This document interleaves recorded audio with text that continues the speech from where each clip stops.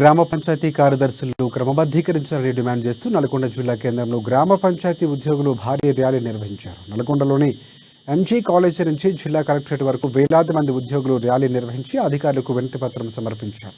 అందరు ఉద్యోగుల మాదిరిగానే తమకు సెలవులు మంజూరు చేయాలని కోరారు. 4 సంవత్సరాలు దాటినప్పటికీ ఇప్పటి వరకు క్రమబద్ధీకరించలేదని, ఇలాగే కొనసాగితే ప్రభుత్వం నిర్లక్ష్యాన్ని ఖండిస్తూ సమ్మెకు వెళ్తామని హెచ్చరించారు.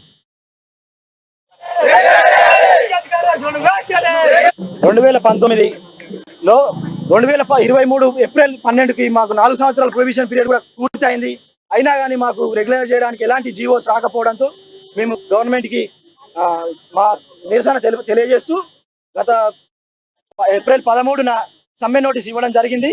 రేపటి నుంచి మేము సమ్మెకి వెళ్తున్నాం కాబట్టి ఈ రోజు కలెక్టర్ గారికి సమ్మెకి సంబంధించిన వినతి పత్రం ఇచ్చి రేపటి నుంచి మేము అందరం సమ్మెలో పాల్గొనడం జరుగుతుంది. ఎందుకంటే అందరికి లాగా మా కార్యదర్శి ఉదయం నుంచి సాయంత్రం ఎప్పుడు పని ఒత్తిడి ఉంటూనే ఉంటది.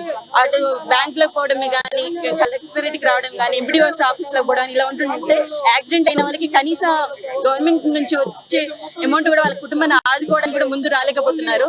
మిగతా ప్రభుత్వ ఉద్యోగాలకి 180 రోజులు మెటర్నిటీ లీవ్ ఉంటే మాకు 120 రోజులే ఉంటుంది.